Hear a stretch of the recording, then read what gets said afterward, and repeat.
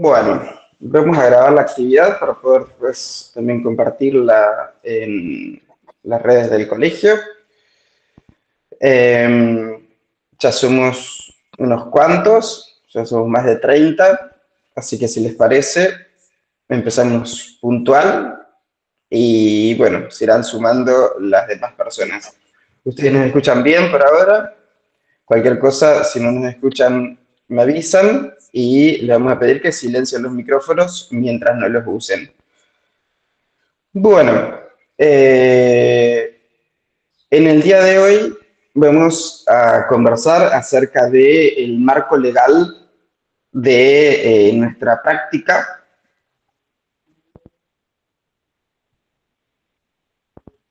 Perdón, se me había aparecido un cartel de Meet. Decía, en la jornada de hoy vamos a charlar acerca del marco legal de nuestras prácticas, pensada en relación a los hospitales públicos. Vamos a estar charlando acerca de principalmente dos leyes fundamentales, la 26657 y la 26529, la ley de salud mental y la ley de derechos de pacientes en su relación con los profesionales.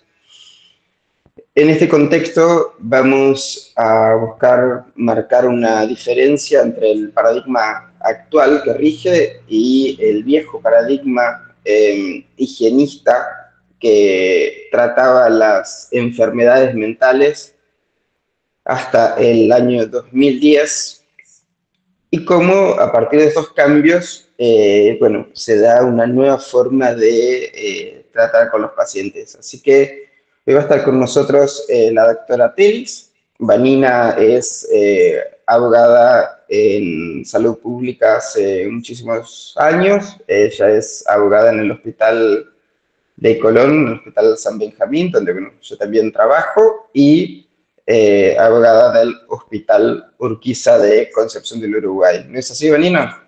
Sí. Buen día a todos.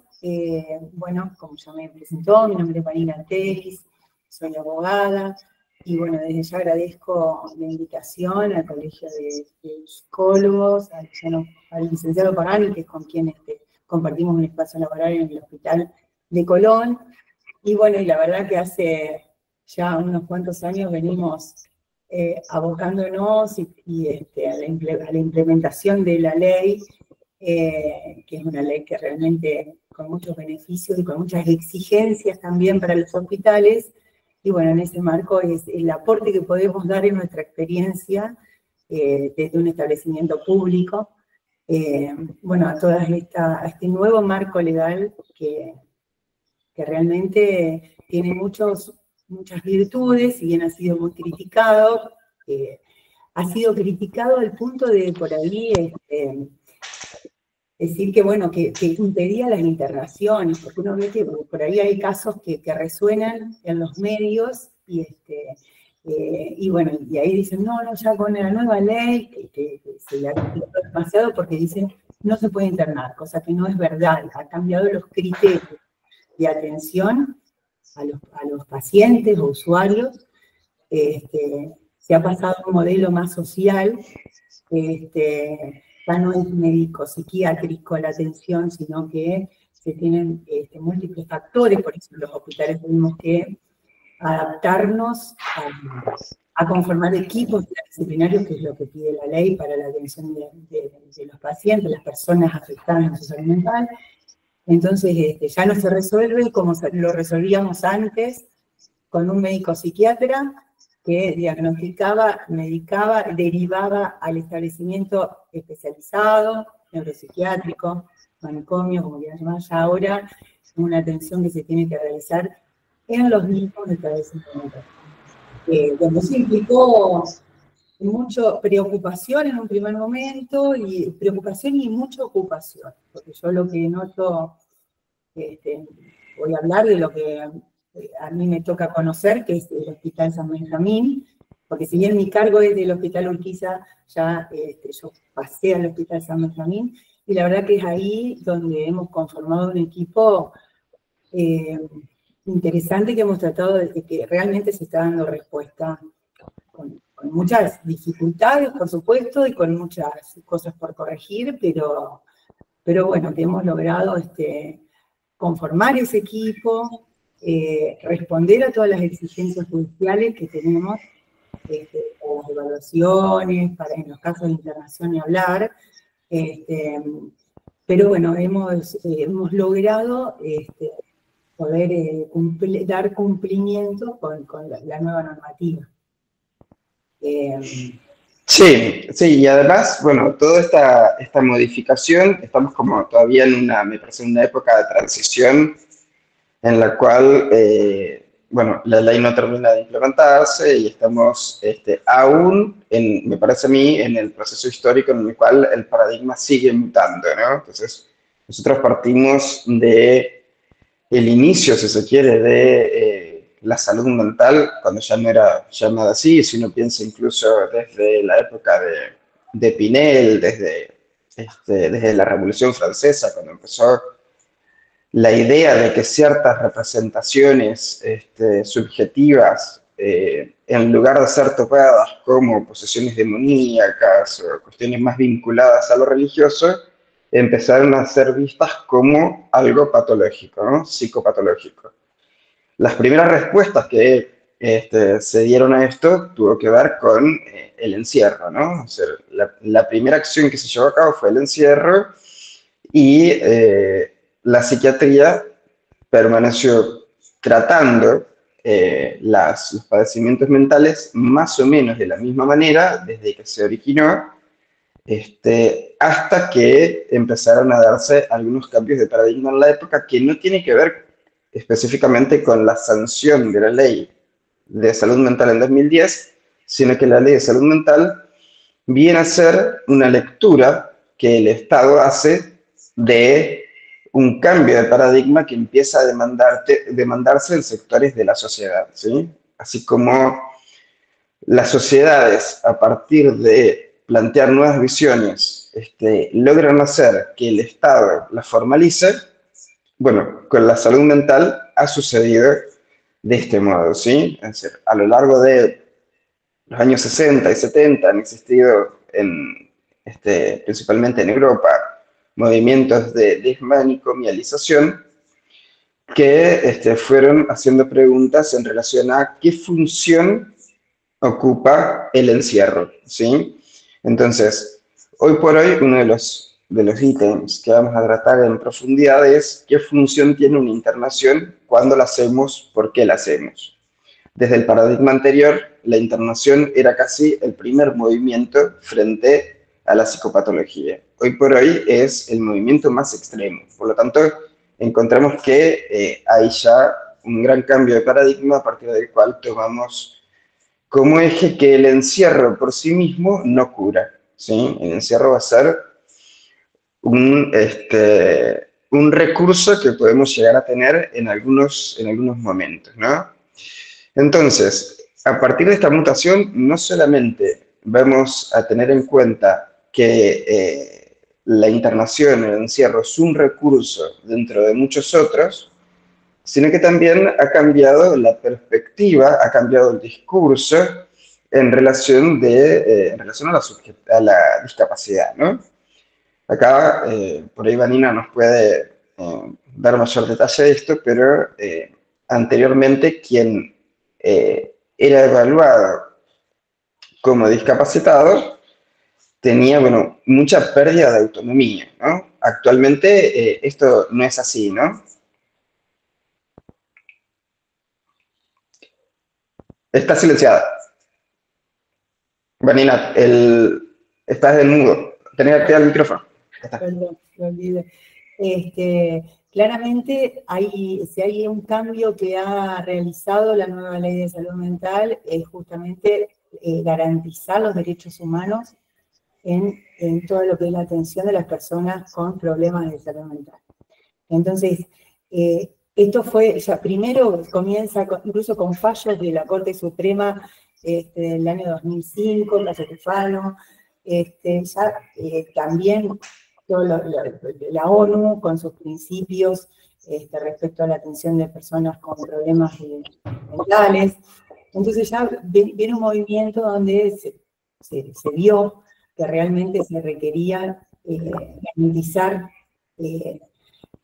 los derechos fundamentales en todo lo que es la atención de estas personas que eran, como decíamos anteriormente, eran directamente internadas en neuropsiquiátricos por años. A mí me pasó cuando recientemente había iniciado como asesora legal, o sea, por el 2004, que teníamos incluso personas por orden judicial internados por falta de otros centros sociales en el Hospital Urquiza.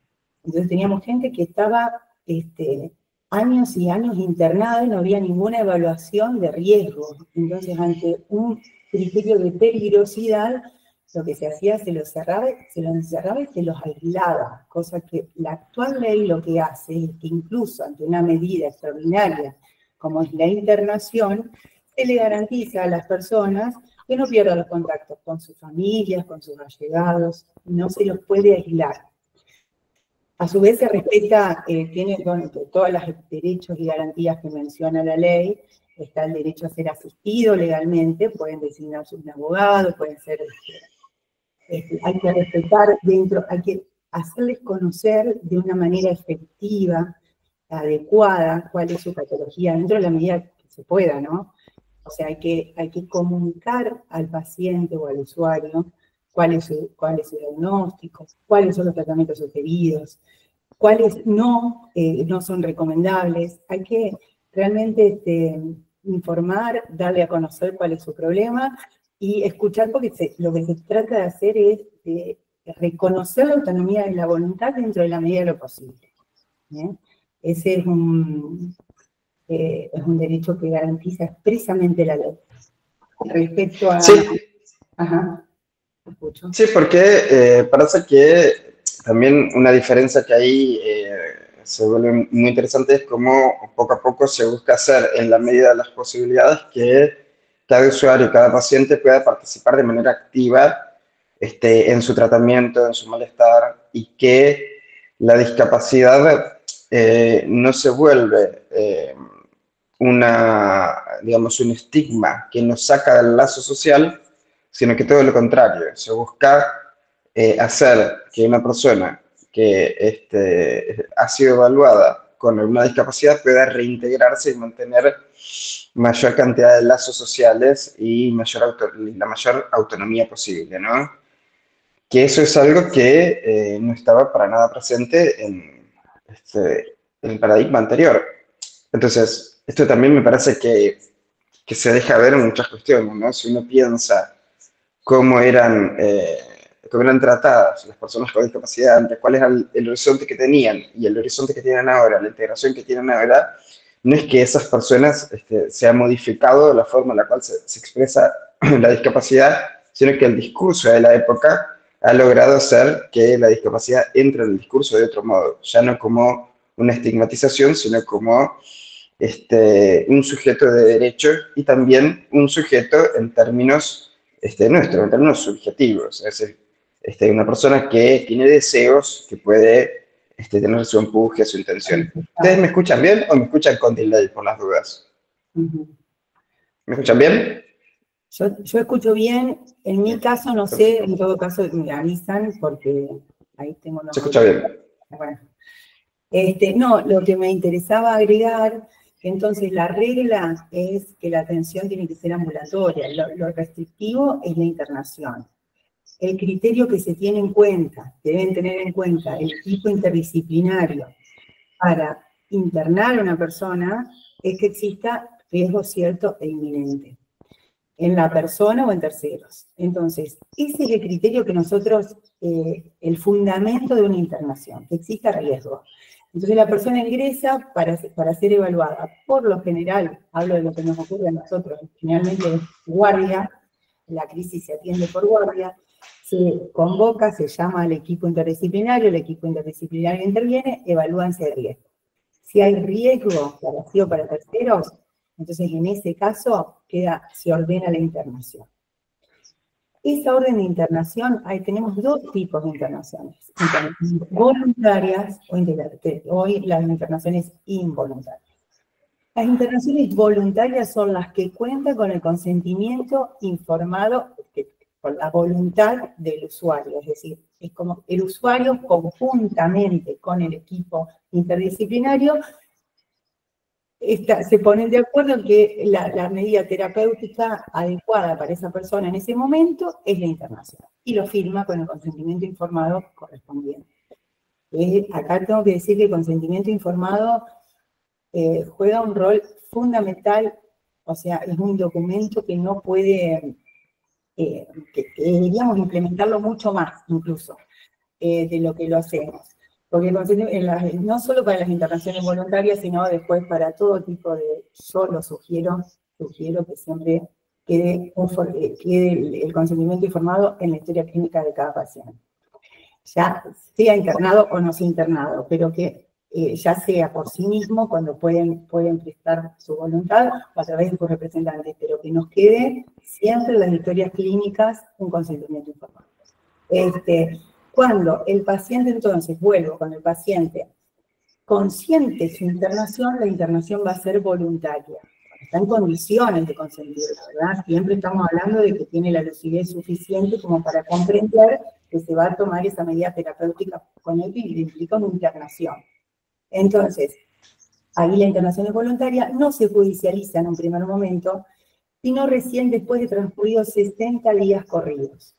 Y esa persona permanece internada voluntariamente luego de 60 días, ahí se tiene que dar aviso al juez y al órgano de revisión, que es el órgano creado por la nueva ley de salud mental, luego fue también por nuestra ley que adhiere la ley de la política.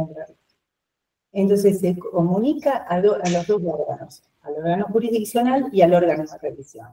En ese caso, el juez interviene y en 5 días tiene que decidir si la internación sigue siendo voluntaria o si la transforma en una internación involuntaria.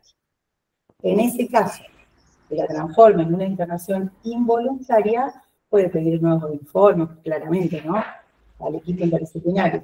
Pero si la convirtiera en una internación involuntaria, se cumple el procedimiento de la internación involuntaria, que es otro. Ahora se los paso a explicar.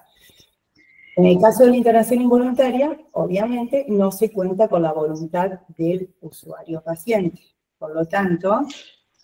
Y ahí si querés, Vanina, podemos hacer un paralelismo clínico, como para ver, bueno, a qué nos referimos acá con poder trabajar con la voluntad del paciente, ¿no? Por ejemplo, si uno encuentra una crisis, un ataque de pánico, donde muchas veces, como sabemos, los ataques de pánicos generan ideas sobrevaloradas, donde la persona de repente teme quitarse la vida aunque no tenga su voluntad, teme perder la cabeza, enloquecerse, no sabe de qué es capaz de hacer. Entonces, en ese sentido, la persona refiere una preocupación por lo que le sucede y refiere no tener la voluntad de poder controlar lo que le pasa, y en este sentido solicitar una ayuda en el hospital, ¿sí? Acá, por ejemplo, tenemos un caso claro de internación voluntaria, donde encontramos una persona que tiene miedo de lastimarse. A esto le llamamos ideas autoagresivas, ¿sí? Porque ahí refiere un riesgo, ¿sí? Teme lastimarse, ¿sí? O se le ocurrió la idea de lastimarse. La cuestión es que está ahí en el hospital porque no puede dejar de pensar en algo que podría ser lesivo para su persona, ¿sí? Entonces, ahí procedemos a evaluar y siempre debemos encabezar que al momento actual, es decir, al momento de la presente evaluación, el paciente o la paciente refiere ideas autoagresivas, por ejemplo, ¿no? O refiere ideas de muerte o suicidio, ¿sí? Entonces, esto es algo que debemos tener en cuenta como para pensar que sería intervención voluntaria, ¿verdad? Pasaríamos a la involuntaria. Ahí se cortó un poquito al final, no sé si todos escucharon. Yo, Luciano, te digo por el audio.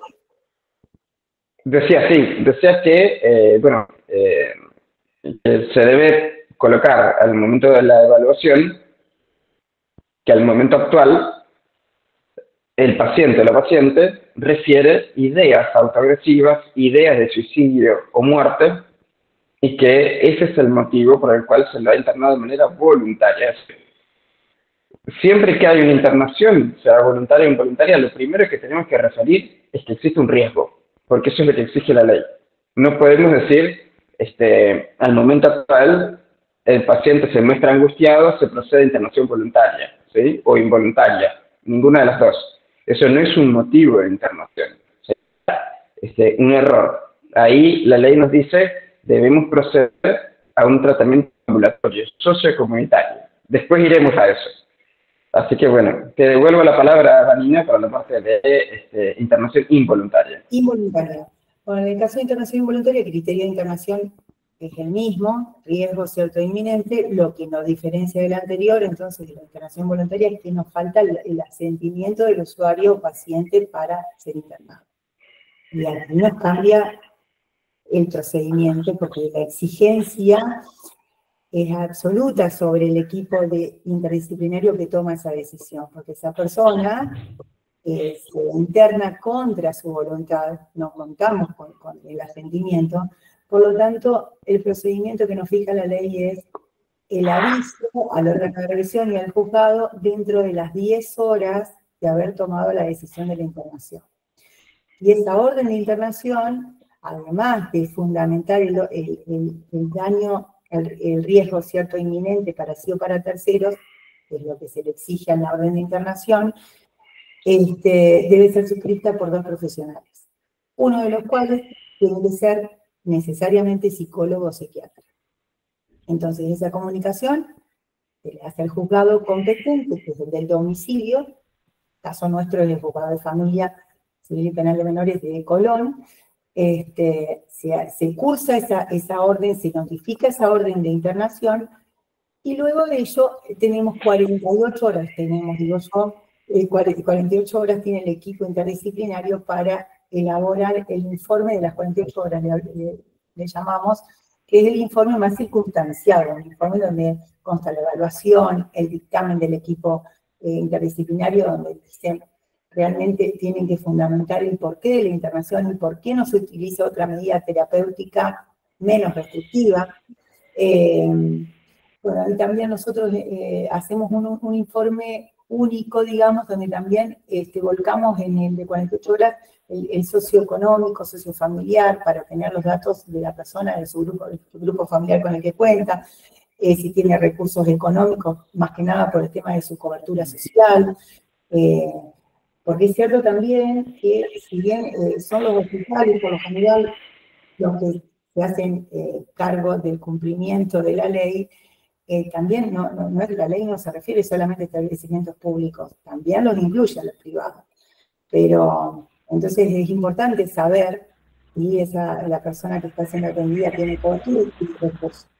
Entonces, bueno, en ese informe de las 48 horas se comunica, en el caso de Colón, que es el que yo conozco, porque entiendo que cada jurisdicción va a tener su juzgado y las exigencias suelen ser diferentes, porque me pasa en Uruguay, en Concepción del Uruguay, que la verdad que son mucho menos exigentes que en Colón. Pero bueno, nosotros cumplimos las horas, como dice la ley, para comunicar, para informar, para todo. Ahí, una vez presentado el informe de las 48 horas, el juzgado lo que hace es correr vista, ya con la orden de internación, a 3 órganos diferentes. Al órgano de revisión, al Ministerio Público de la Defensa y a la Unidad de Letrados de Procesos de Salud Mental.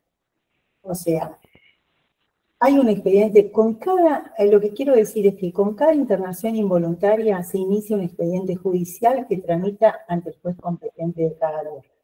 Entonces, es un expediente, hay una causa judicial caratulada fulano de tal, internación. En ese expediente, el juez puede pedirnos informes ampliatorios, pero a su vez, cada uno de esos órganos controla la legalidad de esa internación, si están cumplidos los requisitos. Ya no pueden intervenir en cuanto a la prestación que se le debe dar a un usuario. Eso es facultad del equipo interdisciplinario. En realidad, en el modelo anterior, sí, el juez podía decir, se le da de alta, se le permite las salidas, todo tenía que ser autorizado por el juzgado, y la nueva ley, las facultades la tiene el equipo interdisciplinario. Lo que hacemos es comunicar al juzgado, comunicar al órgano de revisión, quienes pueden pedir informes ampliatorios, pero las salidas, altas, derivaciones las decide el equipo interdisciplinario. Se comunica, y ellos lo que hacen es un control de legalidad, o sea, hay 4 organismos que controlan la legalidad de esa internación decidida por un equipo interdisciplinario.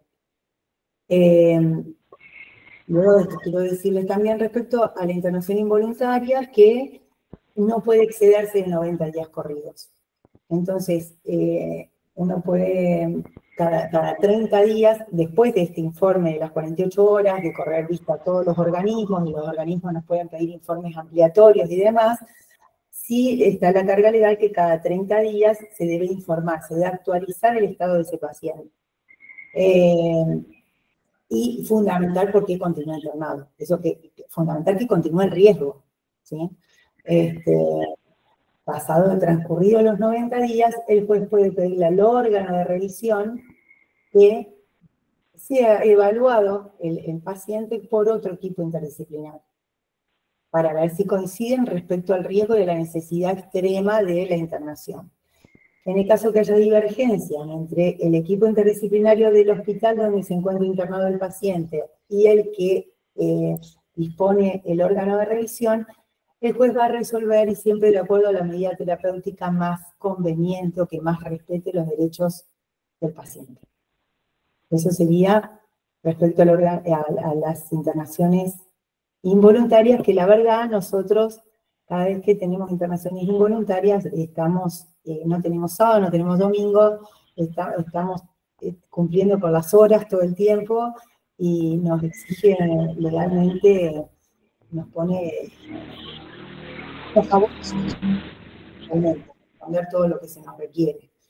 Ya les digo, cada jurisdicción debe ser diferente. Yo ya veo diferencias entre Concepción, Uruguay y Colón, pero bueno, tiene una exigencia mucho mayor en internación involuntaria, porque lo cierto es que ese equipo de salud está decidiendo sobre la libertad ambulatoria, que es un derecho fundamental del paciente, y la está restringiendo.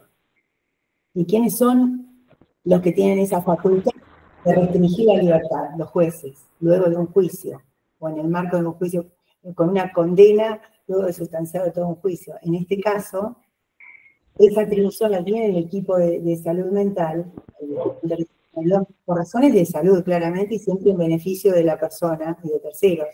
Pero si está en una medida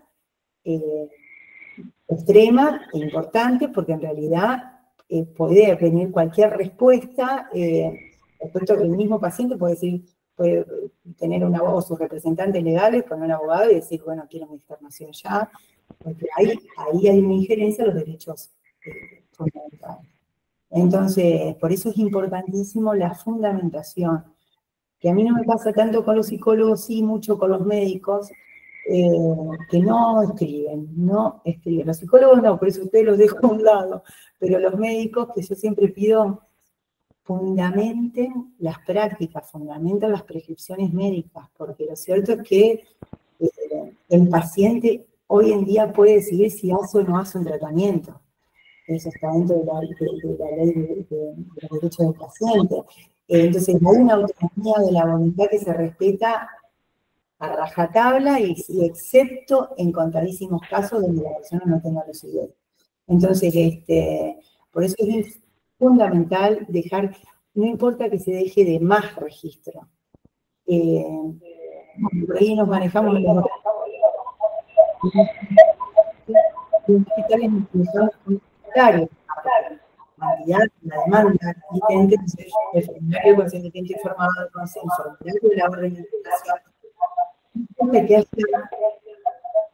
qué pasó, ¿se escucha? Se cortó un poquito, pero se cortó hace un minuto. Bien. ¿Ahora me escuchan? Sí, sí. ¿No? Sí, se escucha. ¿Sigo? No, decía que por ahí es preferible, y hablo como abogada, ¿no? Que haya de más registros, y no de menos. No importa que haya dos formularios, que se haya escrito lo mismo en la historia clínica. Lo que importa,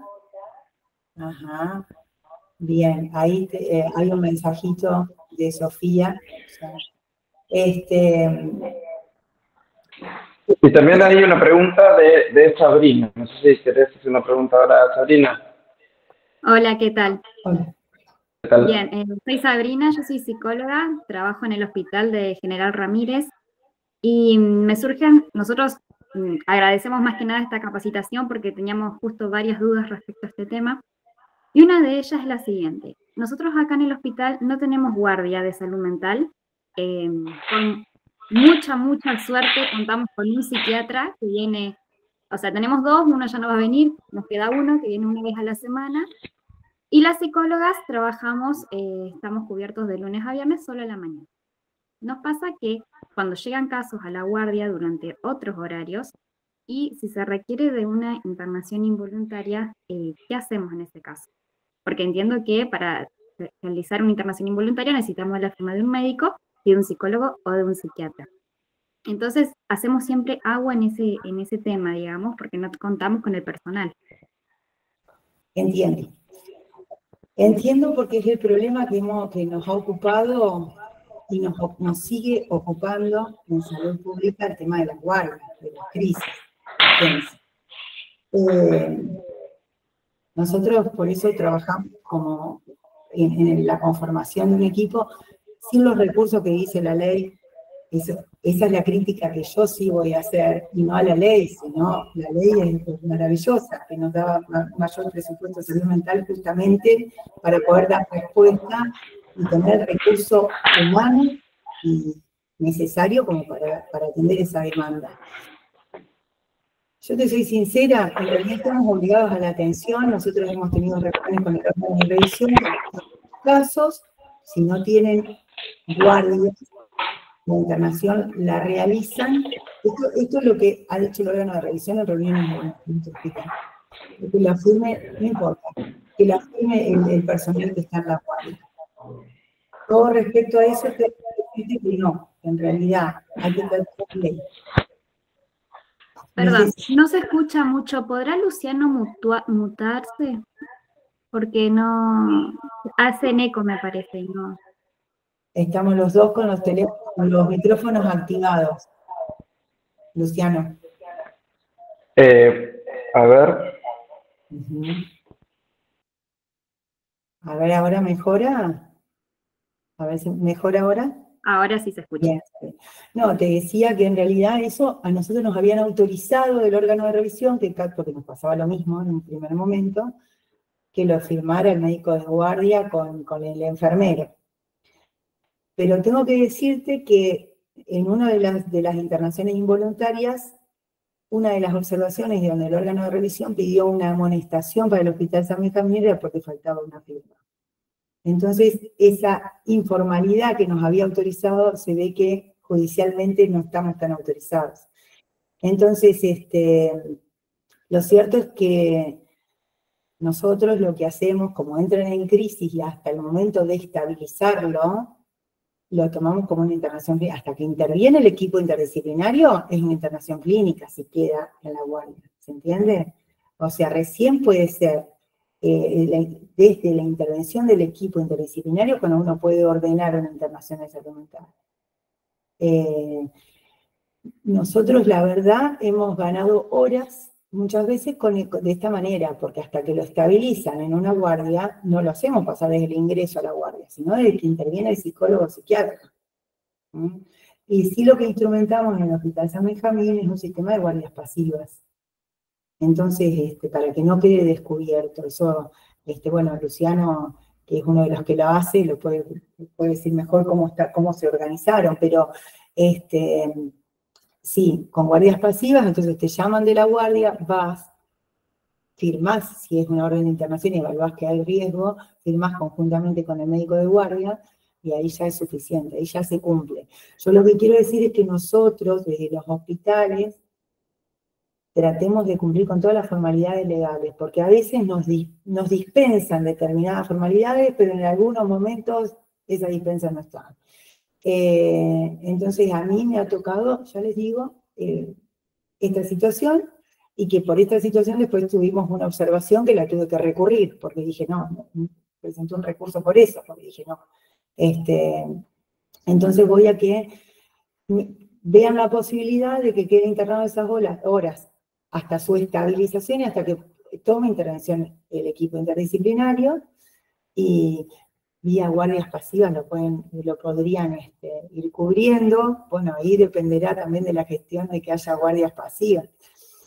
Bueno, esta es una crítica, y yo te diría que sí, el tema del presupuesto a salud mental, que nunca llegó, ese reconocimiento del 10% del total del presupuesto de salud. Nosotros tenemos una psicóloga, una sola reconocida en el Ministerio de Salud. Entonces tenemos que dar una respuesta constante y en un estado de precarización importante. Entonces, por eso digo, celebro al personal de salud. La verdad que yo vengo de otro rubro, del papelito y del escritorio. La verdad que digo, realmente, cómo pudimos dar cumplimiento a una ley muy exigente sin los recursos económicos ni del personal necesario, y hacemos lo que podemos con muchas falencias, claro está, pero bueno, yo les sugeriría eso, que cuando ingresan no lo ingresen de entrada como salud mental, que lo estabilicen y que recién van a evaluar cuando intervenga alguno de ustedes. Si no, en salud no lo pueden pasar por salud mental. No lo sugiero. Gracias, Vanina. Y también tenemos otra duda respecto a esto. Yo la verdad que te voy a exprimir todas las dudas que tenemos. Nosotros tenemos en el hospital atención de salud mental lunes y después del miércoles al viernes, de mañana, digamos. Los martes no. Y a veces pasa que, bueno, tenemos una internación voluntaria y pasan 2 días que no ha sido evaluado y el paciente se quiere ir y nosotros consideramos que tal vez no es lo oportuno y no hemos llegado a hacer la evaluación para volverla involuntaria. No sé si me explico. Sí. ¿Qué se hace en este caso? Cuando la internación es voluntaria, es porque el paciente consintió su internación. Por lo tanto, se puede ir en el momento que quiera. Ahí, si ustedes, lo que pasa es que, claro, en esos 2 días decís, porque son 2 días que les quedan descubiertos. Sí, se puede ir. Si es voluntaria, si no la particularidad de esto que hablábamos, las internaciones vos las podés ir mutando de acuerdo al riesgo, si existe riesgo o si no existe riesgo. Entonces pueden hacer como voluntaria y ustedes convertirla en involuntaria. Pero claro, tiene que ser previo a que se vaya, porque si no él está dentro de sus facultades, él consintió esa internación. En ese caso, ahí van a tener que volver a citarlo o tratar de reevaluar. Si ustedes consideran que hay riesgo es cierto, pero ¿cómo sin la evaluación? A ver. No tengo solución. Nosotros hemos pedido, hay gente que se ha fugado, y ahí sí pedimos el traslado compulsivo, y bueno, lo volvemos a reingresar. Pero el traslado compulsivo, ojo con esa medida también, porque siempre hay que fundamentarla en el riesgo, y bueno, después a las 48 horas explicar el por qué era riesgoso. No es algo, todo lo que sea restricción de derechos tenemos que estar muy seguros y muy fundamentados para hacerlo. Y las internaciones, volviendo a tu pregunta, si era una internación voluntaria, se puede ir cuando quiere. Sí, y también me parece... A veces nos enteramos un poco de la evolución del paciente, porque bueno, estamos en contacto por ahí con el hospital, pero no tenemos, insisto, guardias pasivas, entonces, bueno, es una situación difícil, sí, porque como decís, no hay recursos. Sería muy importante que gestionen guardias pasivas, porque lo cierto es que yo digo, hay cosas que los directores tienen que plantarse y exigir al Ministerio de Salud, porque lo cierto es que aunque sea guardias pasivas, no estamos hablando ni de cargos ya, estamos hablando que correspondería, ¿no? Pero aunque sean guardias pasivas, porque lo cierto es que no hay sábado ni domingo para las crisis de salud mental, ustedes lo saben mejor que yo. Entonces, si se nos exige tener que brindar una atención a todos los establecimientos, entonces, bueno, mínimamente ahí, sugerencia, bueno, al director, por favor, pedir que aunque sea, trate de garantizar a los profesionales un sistema de guardia pasiva. Además, la cuestión de dejar a una persona internada, sea de manera voluntaria o involuntaria, es necesario hacer evaluaciones diarias. Entonces, ahí también hay una contradicción respecto a la ley, ¿no sé? Porque justamente no podemos dejar a alguien internado y listo, porque justamente salimos de la idea de que el encierro por sí mismo cura. Entonces, eso me parece que también es importante tenerlo en cuenta. Se deben realizar a diario evaluaciones y deben quedar bien sentadas en historia clínica y siempre debe quedar en claro cómo sigue respecto al riesgo, ¿sí? Nosotros acá tenemos que informar eso, ¿no? Muchas veces hay informes que dicen, no sé, la tía de la abuela habría dicho que se quiso tirar una vez de un edificio, ¿no? Informes que son así, que no tienen por ahí un interés legal. Entonces siempre evaluar el riesgo para mantener o no la internación. Habían levantado la mano recién. No sé quién había levantado, pero la bajaron. Creo que Natalia. Natalia. Adelante.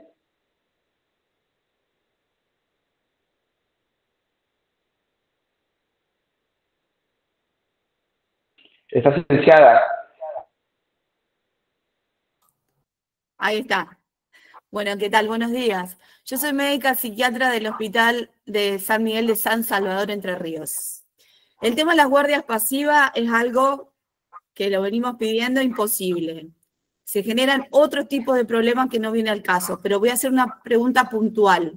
En el caso de la internación voluntaria, que el paciente se va, por más que se evaluó, porque la pregunta continúa, Sabrina, por más que se evaluó y uno cree que realmente tiene riesgo, ¿sí? Y el equipo decide que se tiene que quedar internado y el paciente te dice, no, yo por más que ustedes me digan no quiero, entonces él está, que puede decidir, en el caso de, porque hay casos y casos, hay casos que realmente el paciente no está en condiciones y ahí es diferente, pero el caso que él pueda decidir, pero no se quiere internar, porque hay muchos problemas socioeconómicos que no tienen con quién dejar los hijos, que el trabajo, que tienen miedo a un montón de circunstancias, ¿no?, externas. Bueno, firma el paciente la historia clínica dejando asentado, nosotros hacemos así, con un familiar responsable, ¿no?, a cargo, que se les da todas las pautas de alarma, se les dice los riesgos, y obviamente se le da la posibilidad de que si cuando solucione lo que tenga que solucionar, continúe el paciente por consultorio externo y pida un turno, tanto en psicología o en psiquiatría, y continúa la atención. Pero lo que nosotros como equipo queremos dejar asentado es que el equipo no le da el alta, se sugiere porque hay riesgo cierto inminente, pero se firma y deja, no firma y documento el paciente. Y nosotros ponemos eso y dejamos en claro. ¿Eso está bien? ¿No está silenciada, Danila? No está mutada. Danila. Estamos complicados. Ahí está. Sí. ¿Por qué ustedes no lo transformaron en una involuntaria? Por estas cuestiones que me decías, los temas familiares. Sí. Si ustedes consideran que tiene riesgo, tienen que dejarlo internado involuntariamente. Tienen que transformar esa voluntaria en involuntaria y dejarlo retenido ahí involuntariamente. Ajá. Y si el paciente no quiere y se va porque no quiere y se firma y se va. Ahí sí instrumentan todos los mecanismos, policía, juzgado. Si ustedes consideran que él está en riesgo, que sí o sí tiene que estar internado, o sea, que es la única, el único abordaje que se le puede dar a él en ese momento, y lo tiene que dejar de convertirla en involuntaria, lamentablemente, llamarle a la custodia policial. Acá en Colón, que nos ha pasado, que se nos van, se nos fugan, porque encima quedan internados en una sala mixta, o sea, no tenemos, no sé si conocen el hospital de Colón, pero te vas por la puerta tranquilamente, entonces nos ha pasado y lamentablemente hemos tenido que, en ese caso, si consideramos que está en riesgo, entonces que continúa el riesgo, entonces se convierte la internación en una involuntaria, se da aviso al juzgado, se pide custodia policial y si ya se fue, se lo vuelve a traer. Perfecto. ¿Mm? Gracias. Por más que Sí, sea ahí- voluntaria. O sea, Voluntarias se pueden ir, pero ustedes, en el caso de que me decía Natalia, evaluado sería el riesgo, para ellos ustedes no alcanzaron a evaluar. Fíjate la importancia ahí de la evaluación, porque en realidad a ustedes se les va sin que antes el equipo lo haya visto y haya considerado que continuaba el riesgo. Entonces, en el caso de ustedes, él se anticipó. Se fue antes de ser evaluado y ver si continuaba en su situación de riesgo o no. En ese caso, ustedes si consideran que esa persona está en riesgo, tienen que dar aviso para un traslado compulsivo. Pero ustedes tenían una internación voluntaria, ¿está? Para reevaluarlo en ese caso, no para continuar la internación. En ese caso que ustedes tenían una internación voluntaria, no alcanzaron a hacer el seguimiento el día siguiente, el paciente se fue, dijo, me voy, estaba en todo su derecho a hacerlo. Y el equipo dice, no, esta persona está en riesgo, ahí directamente tienen que activar con juzgado y policía, ya no para continuar la internación, porque la internación se terminó, la voluntaria, se terminó con su ida. Entonces tienen que promover una nueva internación. Y en ese caso Por va a ahí- ser involuntario. Claro, por ahí me parece importante tener en cuenta que si alguien evalúa al momento actual, el paciente presenta ideas autoagresivas, mostrándose colaborador y lúcido, se procede a internación voluntaria y el paciente queda internado voluntariamente, se escapa y tiene otro nuevo intento autolítico o directamente termina con su vida o le sucede algo, ahí parte de la responsabilidad recae sobre uno por haber tenido la mala pericia de proceder con una internación voluntaria cuando los hechos finales terminan confirmando que era para una involuntaria, ¿sí? Ahí también me parece que hay que evaluar bien el riesgo, porque más allá del resguardo legal está también nuestro trabajo clínico. Entonces, eso me parece que es muy importante. También, bueno, otras cosas que son importantes es que a veces los pacientes están muy sumisos al momento de ser evaluados, pero las familias nos refieren que hasta hace un rato estaban tirando todo, ¿no? Entonces también por ahí tener en cuenta este tipo de cuestiones para poder ver si procedemos una involuntaria, si hacemos un pedido de custodia policial, eso es siempre muy importante, ¿sí? Si no, también es tiempo que perdemos y también estrés que sumamos para nosotros. Pues si dejamos un paciente internado de manera involuntaria, bueno, nos fuimos para casa, ya no es responsabilidad nuestra si el paciente se escapa. Si el paciente se escapa, lo tiene que ir a buscar la policía, le traerá la policía de nuevo. Entonces, eso me parece muy importante a tenerlo en cuenta. sí, por ahí en la práctica, bueno, al margen también la ayuda que podamos tener o no de la policía, porque y nosotros si es por suponer que quizás la persona cambie de idea, tendríamos a todos internados involuntariamente. Es súper complejo, digamos, porque si la persona dice, sí, quiero, hoy lunes, quiero quedarme porque me siento mal, qué sé yo, Mira, el martes no lo evalúa a nadie, y el martes dice, bueno, ya me quiero ir, y se va, pero el riesgo todavía está, ahí la responsabilidad recae sobre todo sobre nosotros. Entonces, a la hora de la práctica, yo creo que hay muchas cosas ahí que quedan en duda. No, pero fíjate que hay una recomendación que te daría es no pienses tanto, o sea, como en el resguardo legal, sino permite vos evaluar desde lo clínico, ¿sí? Después, bueno, todos nos podemos equivocar, por supuesto que sí. Cada tanto nos pasa que hacemos que pase una voluntaria o una involuntaria, ¿sí? Pero en principio yo te diría que la gran mayoría de las veces, si uno tiene un buen criterio, las internaciones voluntarias quedan voluntarias y las internaciones involuntarias, que de paso lo podemos profundizar. Las involuntarias son privaciones de la libertad, ¿sí? Que uno hace con el poder que otorga el título. Me parece que también es importante tener en cuenta qué responsabilidad y qué grado de magnitud tiene eso. Y cómo puede impactar en la vida subjetiva de la persona. Por lo tanto, una internación involuntaria debe ser, en un caso, de suma necesidad, ¿sí? Yo diría que en el hospital, en el año, debo evaluar en guardia unos 80 pacientes y deben quedar de manera involuntaria 5 y de manera voluntaria 10. La gran mayoría, es decir, 65, continúan con tratamiento ambulatorio. Eso es algo que, bueno, hay que tenerlo bien aceitado, por ahí ver. También es importante estar dispuesto a invertir tiempo propio, ¿no? Yo les dejo mi número de teléfono a los familiares, les escribo para saber cómo siguen, les dejo bien en claro cuáles son las pautas de alarma para volver a la guardia, que me pueden escribir cualquier cosa. Al menos en mi estilo yo me quedo más tranquilo y me estreso menos si me van comunicando todo eso a los pacientes, ¿no? Pero bueno, cada uno lo hace con su estilo, por así decir. Pero la involuntaria es una privación de la libertad, ¿no, Vanina?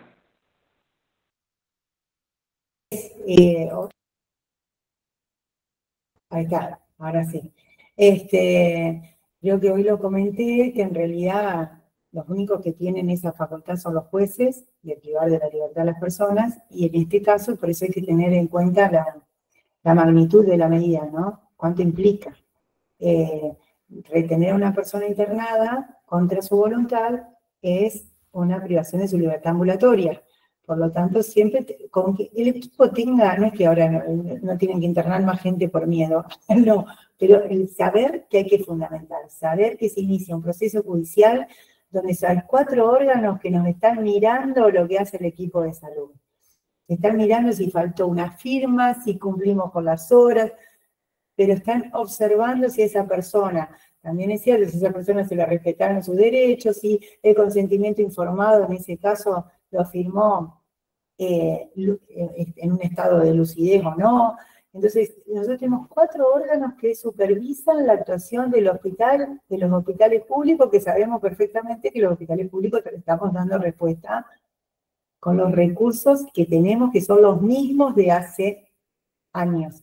Los hemos ido mejorando, pero precariamente, digamos, ¿no? Esa sí es una crítica que vuelvo a hacer, que el Estado le falta responder ante esta falta presupuestaria, donde tenés gente que nos obliga a brindar un servicio de salud mental. Está perfecto que lo haga, me parece perfecto, pero darnos los recursos, no que tener 2 o 3 psicólogos o gente que tenés que contratar en forma precaria y no tenés los cargos para decir, bueno, cumplimos con esta función, pero con este servicio de esta manera, pero tenemos todo. Tenemos las condiciones edilicias para hacerlo, tenemos el personal capacitado, tenemos todos los psicólogos, psiquiatras, trabajadores sociales, todo lo que necesitamos. Lo cierto es que no lo tenemos la mayoría, que lo vamos haciendo lo que podemos. Esa es la realidad. La ley, para mi punto de vista, es muy de abogada, entiendo, ustedes deben tener otra mirada, es muy buena. Nos falta los recursos, y nos siguen faltando. Y estamos respondiendo con mucha exigencia, porque yo esto que les digo no es un tema menor. Que sean los hospitales, me refiero a todos los centros de salud, no todos los que se están atendiendo a la salud mental. Sean los que realmente diagnostican, prestan el servicio de salud, con todo lo que implica, con los pocos recursos que tenemos y demás. Y después tenemos 4 órganos del ámbito del Poder Judicial que nos dicen, a ver, trabajó bien, le faltó la coma, le faltó... Es como medio, a mí me indigna la mayoría de las veces, digo, al ver, juzgado, préstennos el ETI entonces, porque nosotros tenemos establecimientos que no tienen psiquiatra, el ETI hablo del equipo técnico interdisciplinario de los juzgados. A veces nos mandan a evaluar a nosotros los hospitales que están hasta acá, los profesionales de salud mental, y lo cierto es que ellos tienen un equipo técnico dentro del juzgado.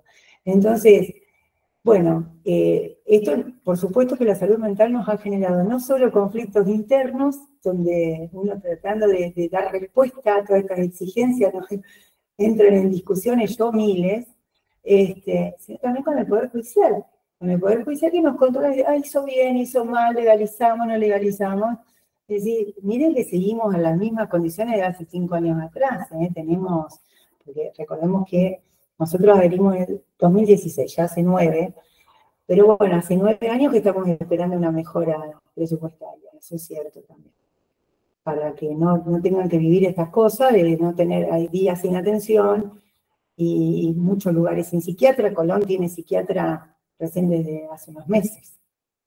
Nos teníamos que, nos íbamos, y también en forma precaria, o sea, con guardias pasivas y demás. O sea, esto es un reclamo que desde salud mental hay que hacerlo. Para mí de forma constante, para que se mejoren las condiciones de los profesionales, del equipo de trabajo. Sí, y eso, y recapitulando un poco, pensaba, como retomando un poco también lo que decía Natalia, si uno deja escrito la historia clínica que el paciente es internado por riesgo, ¿sí? Es decir, ideas autoagresivas o de suicidio de muerte, o también puede ser internado, por supuesto, si hay un riesgo hacia terceros, y si el paciente que está en voluntaria se retira luego de que nosotros evaluamos eso, es necesario que ese paciente tenga que volver en algún momento porque se evaluó que había un riesgo. Por lo tanto, si se evaluó que hay un riesgo, me parece que queda ahí pendiente la responsabilidad de que justamente la ley dice, bueno, si hay riesgo, esa persona debe permanecer internada. Entonces, ahí hay toda una dificultad con esto de dar un consentimiento cuando ya asumimos que hay un riesgo, ¿no? Está muy... Para que, no sé, para aclarar lo que, por si se dio lugar a alguna confusión. Lo que digo que respecto a la internación, tenemos que saber siempre que la internación involuntaria abre un expediente judicial. La voluntaria no, hasta transcurrido los 60 días. El control judicial viene después de los 60 días corridos. Pero sabemos que puede mutar. Entonces, si tenemos una internación voluntaria, sabemos que el paciente se puede ir cuando quiere. Entonces, esa internación, ese proceso de internación termina con la ida, aunque exista el riesgo, como me decías vos, si no hay una evaluación anterior que diga, la convertimos en involuntaria en el caso que él se quiera retirar, digamos, porque ustedes al tratarlo, al evaluarlo, se dan cuenta, si el paciente ya me quiero ir, no aguanto más, me voy a mi casa, mi hijo, bueno, en ese caso, al detectar el riesgo, que continúa el riesgo, lo que hacen es convertirla en un involuntario.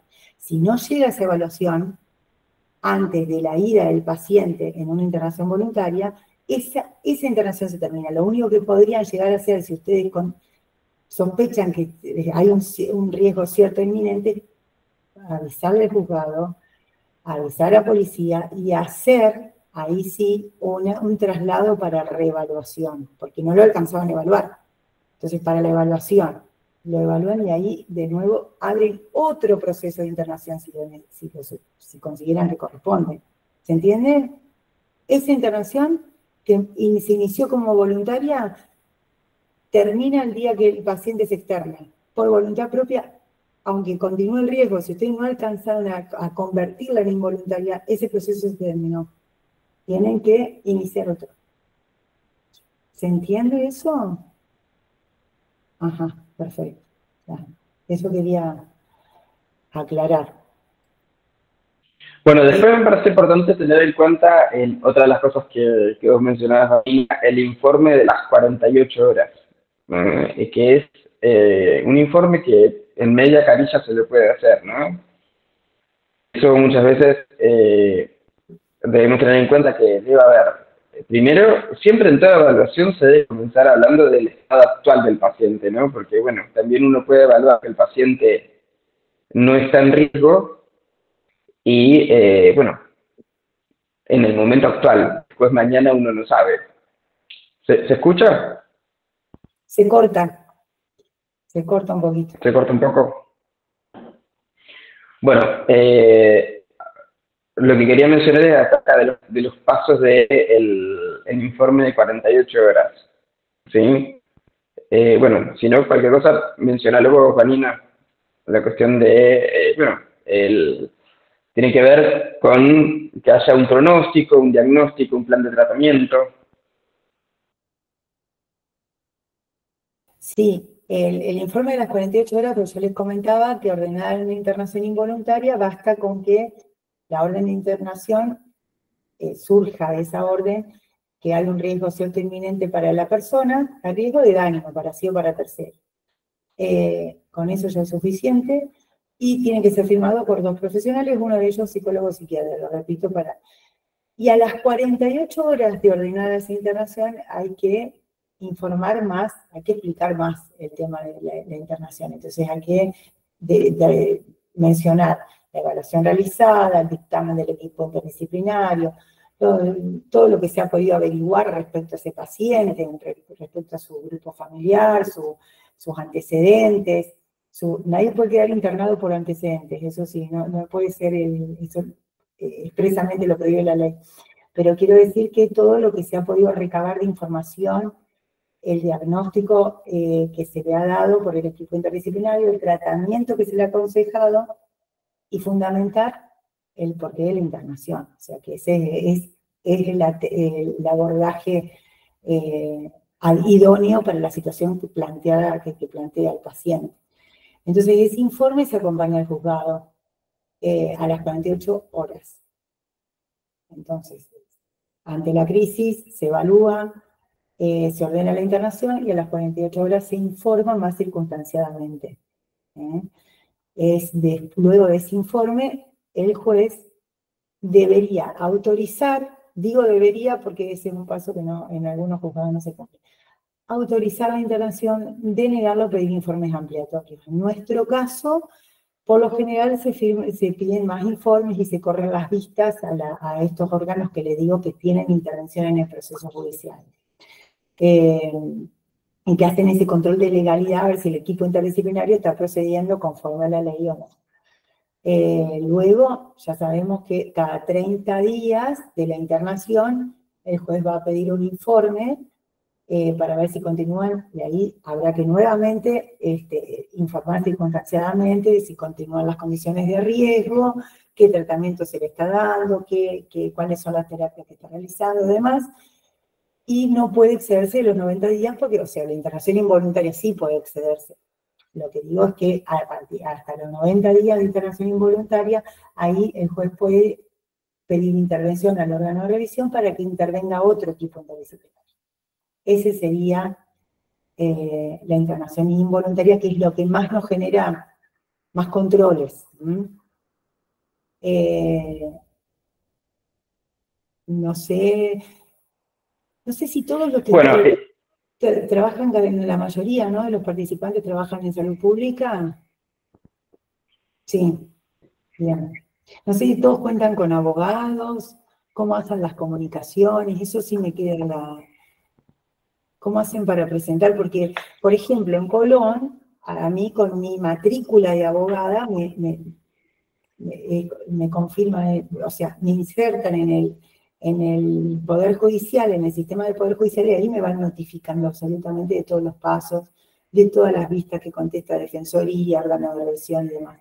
No sé si todos ustedes tienen abogados en el establecimiento, o lo están haciendo solos. Eso es lo que directamente. Por ahí me queda esa duda, porque es importante que tengan asesoramiento legal.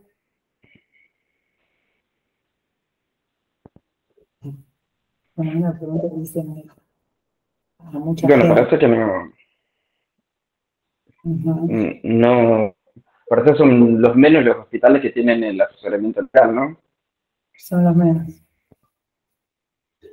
Bien. No sé si... Una cosa que no quisiera que se nos pase es el tema, hablando de internaciones involuntarias, que es tratándose de menores de edad y de personas con incapaces, no discapacidad, con incapacidad, el trámite siempre va a ser una internación involuntaria. Siempre va a ser internación involuntaria. ¿Sí?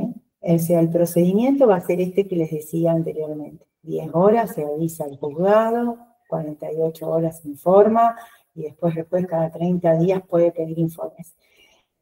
Tratándose de menores de edad, nosotros lo que hacemos en el Hospital San Benjamín es el consentimiento informado, se lo hacemos firmar a su representante legal. Pero siempre el trámite va a ser de internación involuntaria. Y aquí el tema de personas incapaces, que prácticamente no nos han tocado a nosotros, son las personas declaradas incapaces judicialmente, ¿no? Y esto lo aclaro también, no que tienen un certificado nacional de discapacidad. Porque esas personas que tienen un certificado nacional de discapacidad puede que no hayan hecho el trámite judicial para la declaración de incapacidad. Entonces, la ley refiere a los que han sido declarados con alguna restricción a la capacidad judicialmente, que ese es el trámite, el único trámite que puede restringir la capacidad de una persona y designarle apoyos o curadores. En este tema de las capacidades, también en el Código Civil y Comercial nuevo, receptando de alguna manera todas estas modificaciones y estos cambios respecto a la defensa y a la protección de la autonomía y la voluntad de los pacientes, lo que hace también es modificar el régimen, el proceso de determinación y restricción a la capacidad. Se respeta mucho más hoy la autonomía de la voluntad y aún teniendo alguna patología, la persona, lo que se hace es tratar de que siga ejerciendo su autonomía de la voluntad con colaboración de un grupo de apoyos. Pero ya no se los invalida o se los inhabilita como antes. Antes, con un certificado de psiquiatra que padecía determinada enfermedad mental, esa persona directamente se lo declaraba insana y se le designaba un curador. Hoy hay un sistema de apoyos y las restricciones se van haciendo progresivamente y de acuerdo al avance de la enfermedad. Pero se trata siempre de respetar la autonomía de la voluntad. La libertad y la autonomía de la voluntad. Son derechos fundamentales que tenemos que tener en cuenta en toda atención de salud.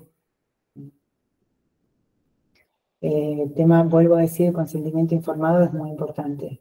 Que siempre en toda atención, en todo servicio, se instrumente y se instrumente adecuadamente. Cuestión de que la persona pueda comprender, utilizando los canales como para que la persona pueda entender, comprender lo que el profesional le está informando respecto a su salud.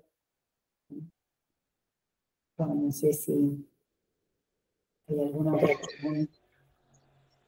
Bueno, y también, creo que ahí reinicié el módem, creo que se escucha mejor. ¿Sí?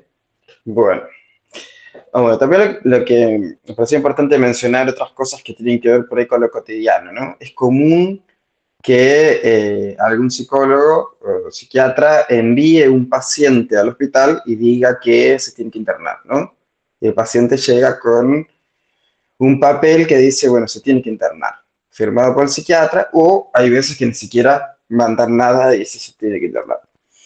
Ahí es importante tener en cuenta que quien decide la internación va a ser siempre el equipo del hospital, ¿sí? Eso es fundamental porque si no, hay toda una confusión y también muchas veces hay una comodidad de algunos profesionales donde atienden al paciente mientras está bien y luego lo envían incendiado al hospital, ¿no? Eso es algo que no se puede hacer y si se llega a internar va a ser porque le pareció al equipo del hospital, ¿sí? Bueno, y en estas cuestiones de lo que tiene que ver con la escritura en historia clínica, a mí me parece importante esquematizarnos todo lo posible, ¿no? Siempre tener presente estas preguntas. ¿Por qué lo interno? Por riesgo. ¿Qué voy a hacer cuando lo interne? Lo voy a estabilizar. ¿Cómo lo voy a estabilizar? Con psicofármacos generalmente y con un tratamiento psicoterapéutico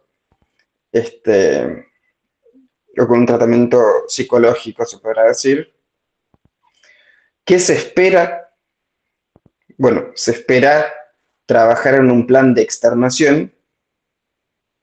¿Cuándo se va a externar? Cuando el paciente ya no tenga más ideas auto y o heteroagresivas o ideas de muerte y o suicidio, ¿sí? Entonces, no se puede dar el alta si no especificamos esto. Después, cuando decimos que se va a hacer un plan de externación, ahí pasemos a la otra parte, tratamiento ambulatorio.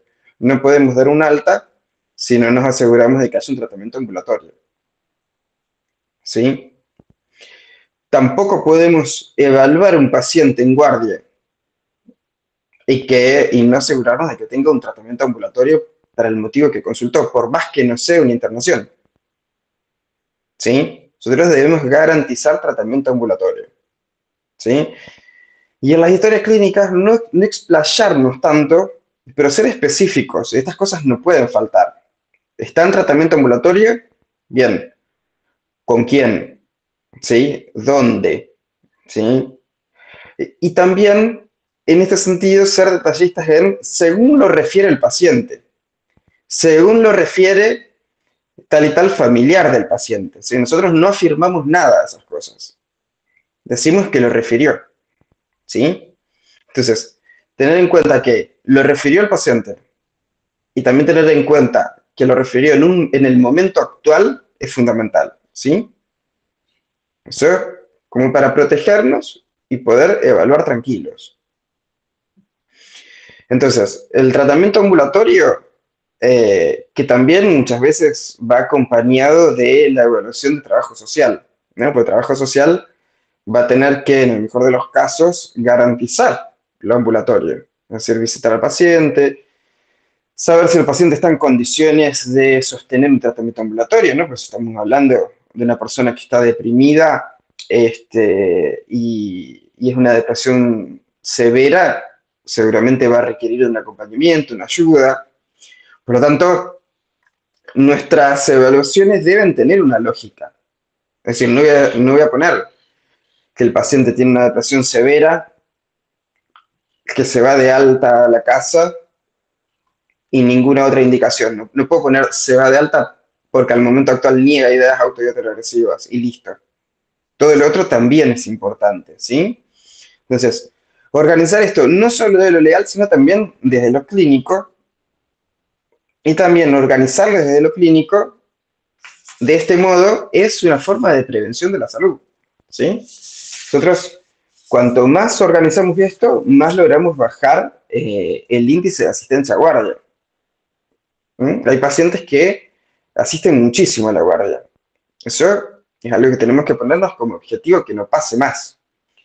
Y en eso ser muy autocríticos, porque que no vaya más a guardia depende de nosotros. Y si no lo estamos pudiendo lograr, bueno, tenemos que ver qué estamos haciendo mal, ¿sí? O qué está faltando en la institución, ¿no? Porque muchas veces hay instituciones que no tienen ningún recurso como para ayudarnos, ¿sí? Nosotros durante mucho tiempo, durante 1 año y medio, 2, creo que estuvimos sin psiquiatra, y por una cantidad de casos teníamos que trasladar desde Colón hasta Concordia, 240 kilómetros de paciente, ¿no? Entonces, eso, bueno, también es una dificultad. Así que, bueno, me parece importante tener en cuenta esos detalles, y también veo que hay una pregunta en el chat, que la voy a leer. Laura Álvarez pregunta, ¿se otorgan certificados? Una pregunta si se otorgan certificados por esta capacitación. Perdón, pensé que era sobre otro tipo de certificado. No se entregan certificados por ahí.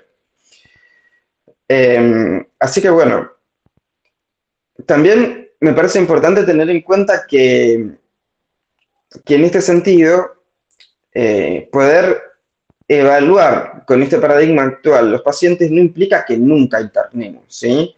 Muchas veces, quizás a todos nos sucede que nos genera al principio sensaciones contradictorias internar a alguien, ¿sí? Porque puede ser una acción vista de manera violenta simbólicamente, ¿no?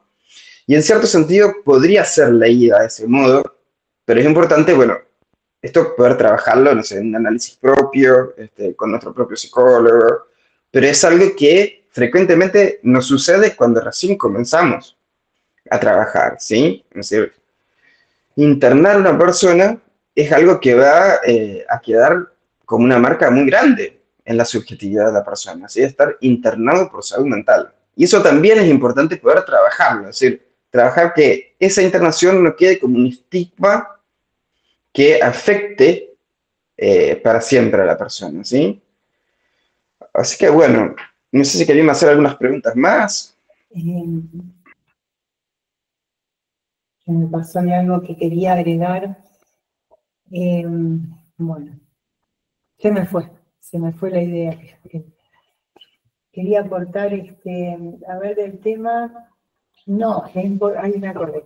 La importancia que es por ahí coordinar acciones con las áreas, no sé, en el hospital, por ejemplo, tenemos áreas de la niñez, de adultos mayores, de discapacidad. Entonces, se ha logrado coordinar con esas áreas determinadas acciones. Por ejemplo, que las visitas domiciliarias las hacen ellos, algunos traslados lo han realizado ellos, unos traslados para evaluar, digo, los seguimientos que no solo se ha tratado de descentralizar un poco toda esta parte post-atención hospitalaria en las áreas, y se ha logrado cierta coordinación con algunas áreas. Luciano sabe mejor que yo respecto a cuáles son las con las que más, de la niñez seguro, y de discapacidad. También he visto que se han coordinado estrategias con adultos mayores, entonces más que nada para el control, el seguimiento, fuera del ámbito hospitalario, ¿no? Digo como sugerencia, para que no recaiga todo en el hospital, en el equipo hospitalario. También depende de qué áreas sociales, de desarrollo social tiene cada ciudad, ¿no? Se supone que están todas organizadas, pero bueno, ahí ya no. Sí, porque además no todo riesgo nos compete a nosotros. Eso también es importante tenerlo en cuenta. Por ejemplo, imaginemos un caso donde el área de adultos mayores traslada a una señora de más de 70 años con un proceso de deterioro cognitivo, alegando que la persona cuenta con un riesgo para sí porque está perdiendo sus facultades cognitivas, y eso ha generado que tenga un accidente en la casa, ¿sí? Y en este sentido se solicita internación de la paciente para estabilizar el cuadro, ¿no? Fíjense que ahí habría un problema, porque si hablamos de un proceso de deterioro cognitivo, muy bien sabemos que los tratamientos neurológicos son tratamientos para detener el avance del deterioro, ¿sí? No es lo mismo que un tratamiento farmacológico psiquiátrico en caso de un diagnóstico de psiquiatría, son cosas completamente diferentes. Por lo tanto, si bien esta demanda de adultos mayores, lo que se tendrá que articular es que la persona pueda conseguir, no sé, un cuidador de PAMI, que pueda tener una asistencia de parte de la municipalidad, que visite el domicilio, que se asegure de que esté limpio, que se asegure de que la señora tome la medicación que le dio el neurólogo, etcétera, etcétera, etcétera, etcétera. Pero no podemos internar, porque ¿para qué la vamos a internar? Si la internamos, no va a haber nada que tenga que ver con lo que tenemos que estabilizar, porque la señora no está en un estado psicótico ni nada por el estilo, ¿eh? Simplemente que está en un proceso de deterioro cognitivo. Y un proceso de deterioro cognitivo no se lo puede atacar de manera aguda, como sí podría ser un cuadro de, no sé, delirio psicótico, una crisis psicomotriz, etcétera, ¿sí? Y es importante tener en cuenta eso.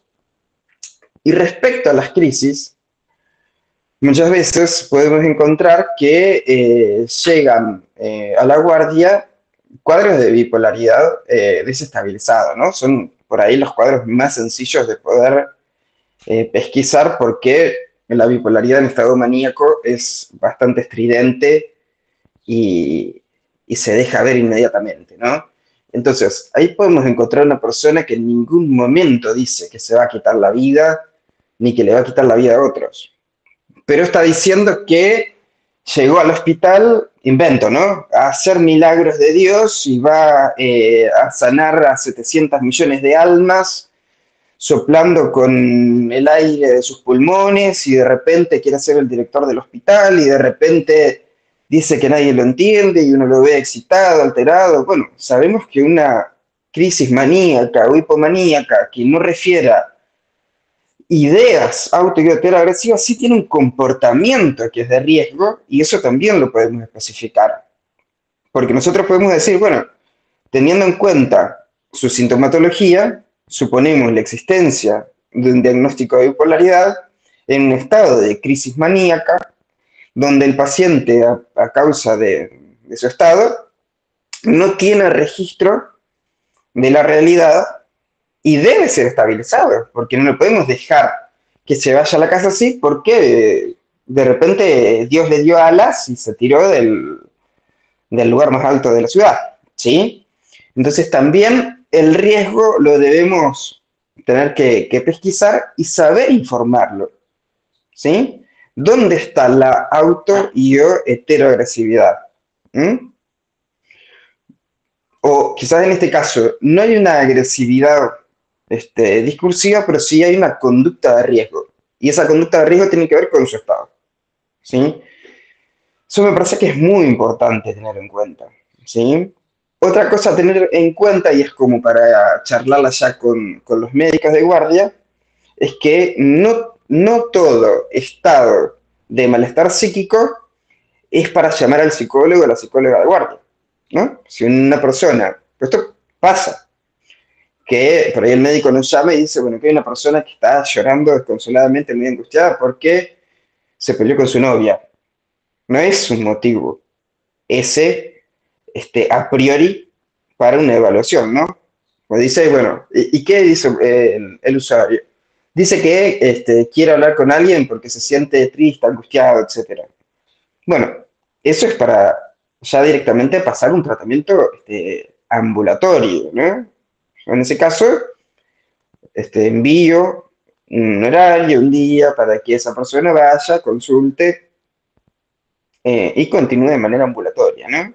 Entonces, debe haber primero una pericia médica para ver si se requiere evaluar un riesgo. Si se requiere evaluar el riesgo, lo evaluamos y especificamos, bueno, todas estas cosas que veníamos charlando en el encuentro de hoy. Así que, bueno, eso quería comentar.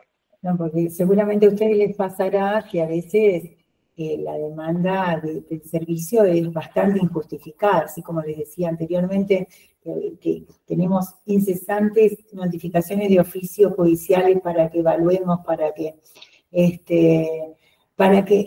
hagamos un dictamen en un marco de un proceso de restricción a la capacidad, donde el señor tiene un abogado, o está el defensor, y también está el juez, y tiene su equipo técnico, y hay una sobredemanda al hospital, todos se van al hospital. Entonces, y nos pasa con juzgados ordinarios, o sea, los provinciales, los de familia, nos pasa también a veces para que determinemos incapacidades en un expediente, en un juicio laboral, por ejemplo. Entonces, nos pasan este tipo de cosas. Entonces, hay que, de alguna manera, ir restringiéndole, o sea, el hospital no está para, si los juzgados tienen su equipo técnico, hay que tratar de deslindar esto y decir, bueno, hospitales estamos para atención de agudo, para atención de, lo cierto es que también de salud mental en crisis, en forma ambulatoria, todo, pero no para hacerle dictámenes a la justicia, porque para eso ya tienen su equipo técnico. Internamente también nos ocurre esto que bueno, lo que contaba Luciano, y es que a veces, bueno, entró en crisis de llanto, salud mental. No es para salud mental, esperen, es algo que internamente tenemos que ir protocolizando de alguna manera, porque, y es cierto también que salud mental no quiere, los médicos, los enfermeros no quieren atender nada de salud mental, les molesta atender los temas de salud mental, y ahí es donde hay que capacitar cada vez más, porque lo cierto es que el paciente, el usuario de salud mental, es un paciente más, les cuesta horrores darse cuenta, aceptar esta nueva realidad y este nuevo sistema, este nuevo modelo. Se atiende como el que entra a la guardia por una apendicitis. Lo tienen que atender y tienen que capacitarse para ello. Y es un tema, sí, a tratar en todos los hospitales seguramente cuando requiere la intervención en salud mental y cuando no. Yo soy partidaria por ahí unas horas. Yo sé que el sistema de guardias de psicólogos no está en todos los hospitales y nos resulta muy difícil garantizarlo, pero bueno, el tema este que hay que trabajarlo internamente, entre médicos, el equipo de salud mental y bueno, tratar de lograr una mecánica que no sea desbordante para nadie. Porque es cierto, por ahí dicen los médicos, pero hace rato que lo tenemos en la guardia y no viene el psicólogo, o no viene el psiquiatra.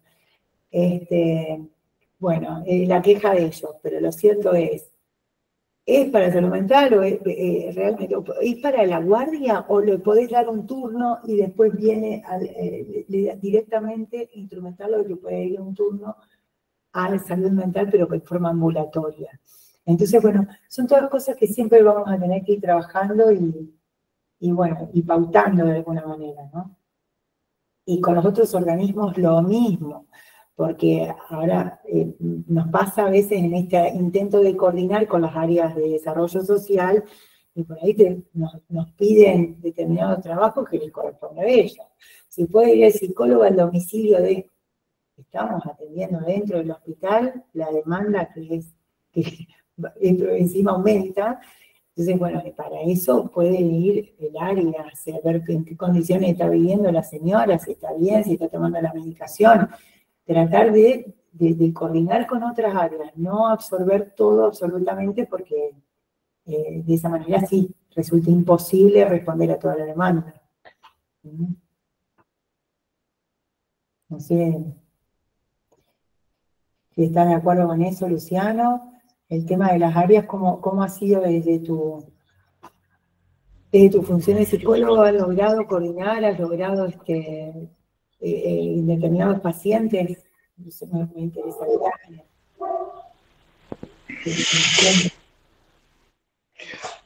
Sí, por ahí el tema con las áreas, esto es muy difícil porque a mí me parece que es un organismo que no queda muy bien claro qué función cumple, ¿no? En teoría realizan acompañamiento y escucha, pero no tratamiento, ¿no? Y eso, bueno, es extraño ya como punto de vista, ¿no? Es decir, ¿cómo se escucha, siendo psicólogo o psicóloga, cómo se escucha a una persona sin tener algo para decir o para hacer? Es decir, ¿cómo sería un acompañamiento que no sea terapéutico sobre la subjetividad? Entonces, bueno, ahí hay una primera dificultad, ¿no? Y después, bueno, me parece que si bien de las áreas, algunas nos podemos servir, hay algunas que funcionan un poco mejor. O sea, acá en Colón el área de la mujer funciona muy bien. Quizás el área de la niñez es un poco más difícil, pero bueno, necesariamente como integrantes del Estado tenemos que articular esas cosas, ¿no? Son cosas que no podemos pasar por alto, lo debemos avisar y tenemos que buscar esa articulación sí o sí. Perfecto. Es verdad. También pensaba en esto de... perdón, levantó la mano María Susana. Adelante.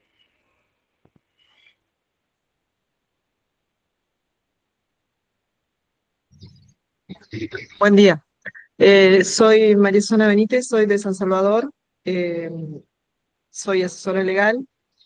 Respecto a lo que dijo Vanina hace un ratito, el tema de los oficios judiciales, no solo en temas de restricciones a la capacidad, sino en toda situación que se presente en defensoría, en fiscalía, bueno, nos piden un turno, bueno, les otorgamos un turno, yo sé que Natalia por ahí, yo la presiono, pero bueno, yo entiendo que cumplimos con el oficio, dándole un turno para la persona, pero el problema que se presenta es que después, a los 2 días, nos piden el oficio con el informe. Yo lo estuve hablando con la Defensoría, con el ANAF, con el COMNAF, que no soy médica, pero entiendo que no es lo mismo un informe sobre una situación de salud mental que una apendicitis, que, bueno, le decía, son distintas cuestiones que hay que tener en cuenta, entonces no pueden pedirnos el informe urgente. El informe va a depender de un montón o de varias entrevistas, y bueno, eso es lo que está pasando en Salvador respecto de los organismos judiciales, de todos los lugares, sobre todo Defensoría y Fiscalía. Quizás más Defensoría y de los organismos de protección de la niñez.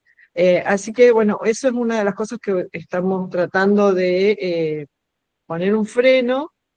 Yo entiendo las órdenes judiciales se cumplen, porque también hubo casos en los que sin querer no se han cumplido con las órdenes, y puede traer consecuencias legales para todos. Pero el apuro de definir situaciones de salud mental en 48 horas me parece que no. Lo que estoy tratando de contestar es que se ha entrevistado a la persona, han tenido una intervención de los profesionales, pero que no se puede resolver o dar un informe completo o cierto en 48 horas. Por lo menos nos pongan un poco más de tiempo, que entiendan. Aunque sea contestar eso, cosa de no quedar como incumpliendo la orden, porque también, bueno, eso es un riesgo, pero definiendo hasta dónde se puede contestar. Sí, no, totalmente de acuerdo. Yo hago exactamente lo mismo, porque en realidad nos están pidiendo informes de todo. Y lo cierto es que también es cierto, es que muchas cosas les digo que no estamos en condiciones, que tenemos, no es función del hospital, y que lo canalicen a través del ETI.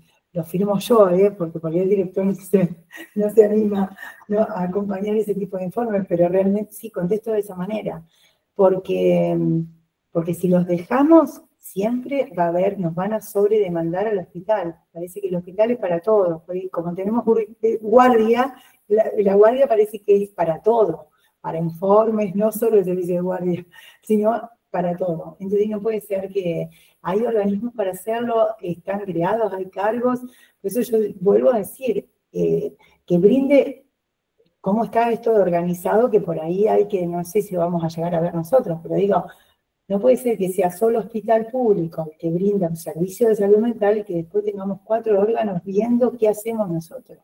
Cargos y cargos y cargos para evaluar qué hacemos nosotros formalmente. Ni siquiera nos brindan alguna asistencia de los médicos, psiquiátricos, lo que fuere. Nada. Es a ver si hacemos bien o mal. Y eso se repite en todos lados. Entonces, los oficios, tenés el ETI dentro del juzgado. ¿Por qué nos pedís que evaluemos en este caso de violencia, lo evaluemos a tal señor? Primero, ahora empezaron a acompañarnos el dictamen empezaron a hacer esto, pero después de muchas luchas, el dictamen de ellos previo. Entonces, viene el oficio, acompañan el dictamen del ETI, entonces para que sea evaluado por el Servicio de Salud Mental del hospital. Con al menos que vengan con una preevaluación. Entonces, ¿no? Porque realmente, si no, era todo canalizarlo en el hospital.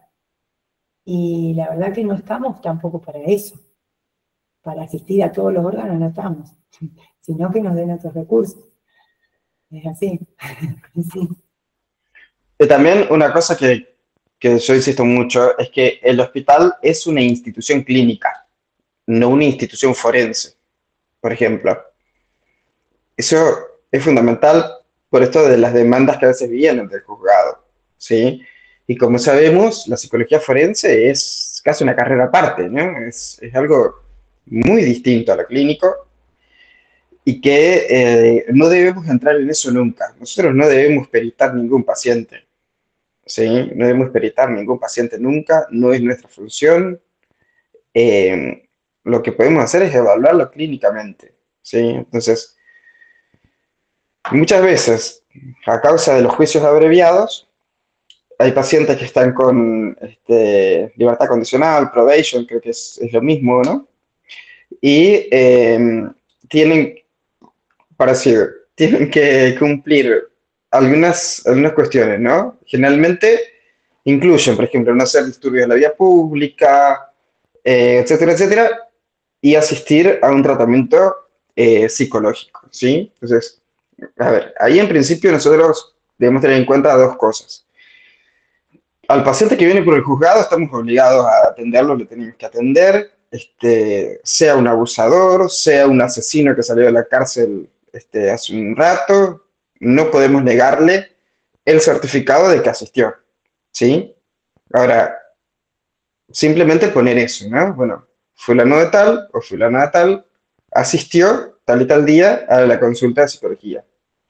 Y después, en la historia clínica, poder trabajar, ¿sí?, sobre lo que tiene que ver con cierta protección de uno respecto de cómo está esa persona, ¿no? Porque si de repente contamos con, invento, ¿no?, una persona condenada por asesinato que sale en libertad condicional por buena conducta, ¿no? Ahí nosotros en la historia clínica debemos dejar sentado algún parecer respecto de su estado de agresividad, ¿sí? Entonces, en este sentido yo siempre evalúo, pregunto y anoto cómo está esa persona respecto a la heteroagresividad, ¿sí? Porque también me parece importante dejar en claro que eso no fue pasado por alto, pero no es que fue analizado de manera forense, ¿sí? Entonces, al momento actual el paciente no refiere ideas heteroagresivas. Hasta ahí llegamos con lo clínico. Entonces, alguien podría decir, bueno, pero el psicólogo no pudo descifrar que es un paciente que estaba con conductas agresivas, etcétera, porque lo cierto es que la justicia los libera sin hacer ninguna pericia forense de cómo está, por ejemplo, respecto de impulsividad, agresividad, todos los indicadores de riesgo fundamentales. Entonces, uno al anotar que el paciente no refiere heteroagresividad, llega a cubrir lo clínico. Después, si alguien viene a decir, bueno, pero ¿cómo no descifraste lo otro? Y bueno, porque no está a mi alcance, porque no soy especialista en forense, ¿sí? Bueno, tengo los elementos técnicos necesarios para poder hacer esa pericia, ¿sí? Eso también me parece que es importante tenerlo en cuenta.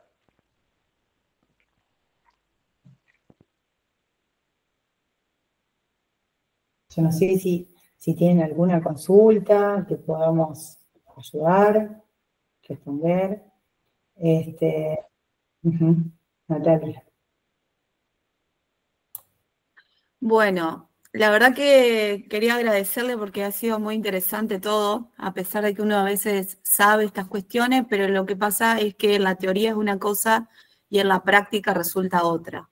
Y en los momentos que hay que tomar decisiones y decidir, es importante formar un equipo y que el equipo esté de acuerdo y esté resguardado. Desde la parte legal del hospital público, obviamente, desde el director, desde la guardia del hospital, de los médicos que atienden la primera instancia, las enfermeras, las internaciones, las médicas clínicas que están en internación, es todo un conjunto, ¿no? Pero si a esto tenemos que los diferentes organismos sobrecargan todo al hospital público y la demanda cada vez es mayor a raíz, porque vamos a ser realistas, de la pandemia surgió todo esto más de la salud mental y la gente está tomando conciencia también y se está enterando un poco de lo que es la salud mental, la importancia que tiene, más lo socioeconómico, más un montón de cuestiones, más cómo se vive hoy en el 2025 con la violencia, o sea, cada vez hay más casos y cada vez más complejos y más complicados. Entonces los abordajes tienen que ser a la altura, a estar al alcance, ¿no?, de eso, pero me parece que lo que acá está faltando es esa red de coordinación con otras áreas, de comunicarnos o protocolizar ciertas cuestiones, porque el paciente de salud mental no todo el mundo lo entiende. Desde cada lugar puede cada uno hacer lo suyo, pero hay que estar con el paciente de salud mental y saber que cualquiera de nosotros, cualquier familiar o cualquier persona puede en algún momento estar en esta situación y bueno, desde informarnos, conocer, hacer estas capacitaciones, comunicar a los otros colegas, difundir todo esto y tratar de, bueno, de continuar y mejorar la salud mental para los pacientes. Eso nada más quería decir. Muchas gracias. Totalmente. Bueno, yo quiero agradecer también la invitación porque la verdad que es un espacio que yo no soy especialista en salud mental, solamente soy una asesora legal de hospital. María Susana me entenderás. Realmente nos toca esta problemática que para nosotros desde lo legal ha sido muy exigente. Yo al menos lo he vivido con mucha presión, el tener que dar respuesta y que todo observado por tantos organismos y tratando con los recursos que tenemos, que ya sabemos cuáles son, tratando de dar respuesta a todas esas exigencias, ha sido bastante, nos ha ocupado mucho y nos ha estresado mucho.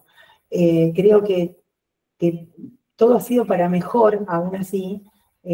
Realmente creo que hemos mejorado y eso es la satisfacción que nos queda a uno cuando podemos dar un pasito adelante con lo que tenemos, ¿no? Y decir, bueno, cumplimos con esto, cumplimos con los oficios, corresponde o no corresponde, pero estamos, las internaciones nos las convalidaron todas, nos da una satisfacción extra, y bueno, y por eso me parece muy importante estos espacios donde aprendemos todos de todos, en realidad. Porque lamentablemente no vino nadie a decirnos cómo teníamos que proceder ante la implementación de esta ley.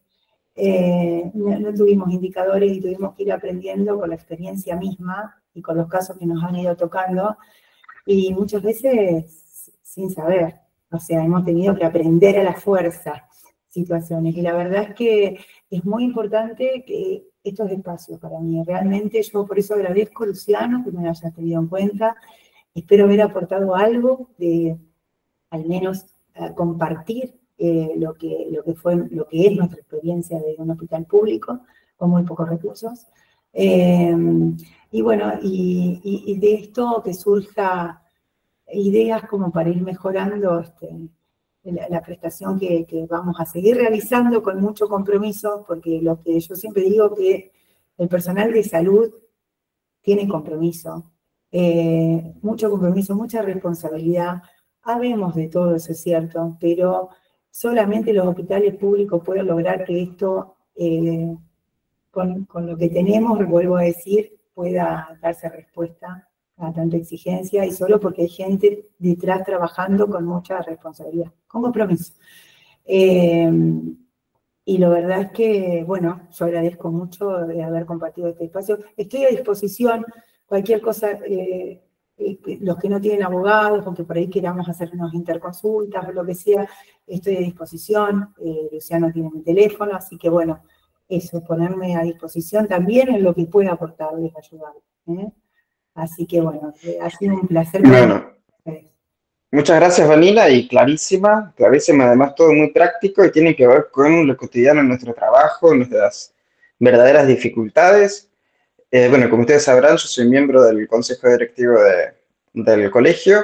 Acá les dejé en el chat mi número de teléfono, 3447-649986, está en el chat. Cualquier cosa que necesiten algo me pueden escribir. También, bueno, en esto que mencionaba Vanina, puedo hacer de nexo entre ustedes y ella, si hay una consulta o si hay una consulta puntual para mí. También desde el colegio, bueno, estamos trabajando para poder formalizar un poco nuestra profesión en los hospitales. Por ahí estaría bueno tener o tomar esta charla como un antecedente para quizás crear un grupo que aborde, una comisión que aborde las problemáticas de salud mental en toda la provincia.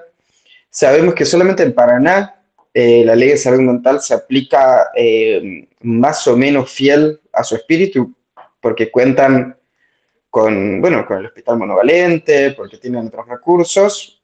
El resto de los departamentos estamos en una situación muy distinta.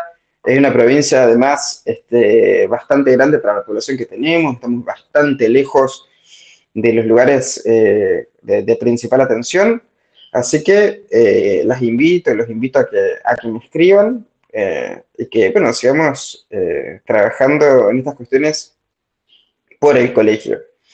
Y de paso, bueno, comentarles que tengan en cuenta que así como enviamos en el boletín informativo semanal, también pueden encontrarlo en nuestras redes sociales, en historias destacadas de formación, las próximas actividades que vamos a tener.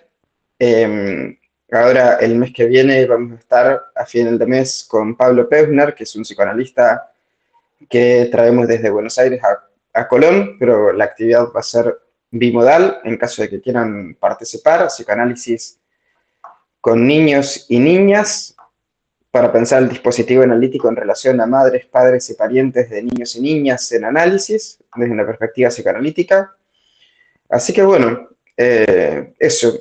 Las invito y los invito a que estemos cada vez más en contacto, que se puedan acercar más al colegio y bueno, dejo acá mi número por cualquier consulta que tengan. Si se lo quieren pasar a alguien más también, no hay problema. Así que bueno, dejamos acá. Nuevamente, muchas gracias. Muchas gracias, Vanina. Muchas gracias a todos por asistir.